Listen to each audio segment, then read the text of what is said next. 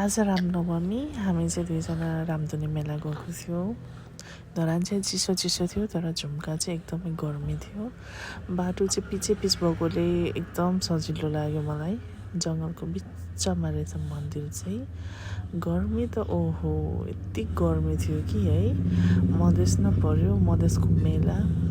पूर्वकालमा चाहिँ भगवान श्रीरामले चाहिँ यहाँ धुनी बाल्नुभएको थियो अरे आगो है। अनि त्यो धुनी चाहिँ अहिलेसम्म पनि निरन्तर बलिरहेको, धुवाइरहेको, कहिले पनि नलिउने भन्ने चाहिँ किंवदन्ती अनुसार चाहिँ भनाइ छ है। यहाँनिर दर्शन गर्न आयो, एकदम खुसी लाग्यो। पुरानो रहेछ मन्दिर चाहिँ, नयाँ पनि थपिँदै रहेछ। जङ्गलको बिचमा नेटवर्क पनि थिएन, फोन नेटवर्कहरू केही थिएन है। हरायो भने सिधै घर जाने है भन्ने दुईजनाको चाहिँ कुरा थियो। एक तरिकाले चाहिँ रमाइलो लागिरहेको थियो यो माहौलमा। यहाँ चाहिँ श्री भगवान रामले चाहिँ धुनी बाल्नुभएको अरे, धुवा निस्किरहेको छ। यहाँ मैले दर्शन गर्ने मौका पाएँ, एकदम खुसी लाग्यो। गर्मी चाहिँ एकदम धेरै गर्मी थियो है, त्यही माथि मान्छेहरूको भिडभाड, र पनि यस्तो मौका पाएकोमा चाहिँ एकदम खुसी नै थिएँ म। यहाँ चाहिँ पुरानो नयाँ मन्दिरहरू पनि बनिँदै थियो। पुरानो मन्दिरहरूलाई चाहिँ फेरि पुनर्निर्माण हुँदै थियो है। मेलामा त त्यही त हो, प्रसादीहरू बेच्ने, सामानहरू बेच्नेहरूको भिड थियो। मेलाको विशेषता भनेकै यस्तै हो है, भिडभाड। अनि मेलामा चाहिँ एउटा यस्तो जुसहरू नभइकन चाहिँ यो अपूर्ण हुन्छ भन्थ्यो नि है। अनि मेन चाहिँ मलाई मनपर्ने पार्ट भनेको चाहिँ तातो कलर बिनाको जुलेबी। हामी चाहिँ जुलेबी भन्छौँ, यता चाहिँ जेरी भन्दो रहेछ है।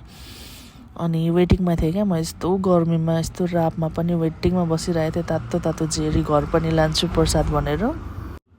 धेरै त लादिनँ, 1 किलो मात्रै लान्छु भनेर चाहिँ म वेटिङमा बसिरहेको थिएँ, किनभने घरमा सबैलाई सुगर भइरहेछ। त्यही भएर धेरै चिनी खानु राम्रो पनि होइन।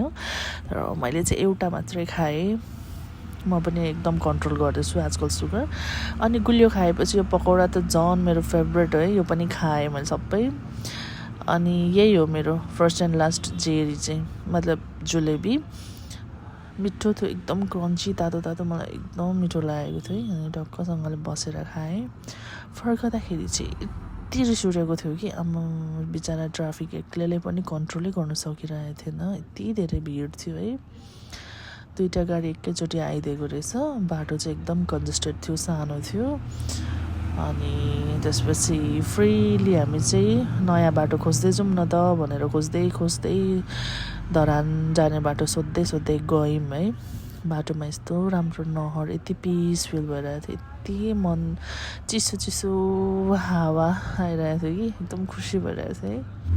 आजको दिन चाहिँ यसरी नै बित्यो हाम्रो है। नयाँ बाटो खोज्दै जमटोकी भन्ने ठाउँदेखि चाहिँ माथि लाग्दाखेरि चाहिँ धरान पुग्दो रहेछ। आजको दिन चाहिँ यसरी नै बित्यो। Thank you.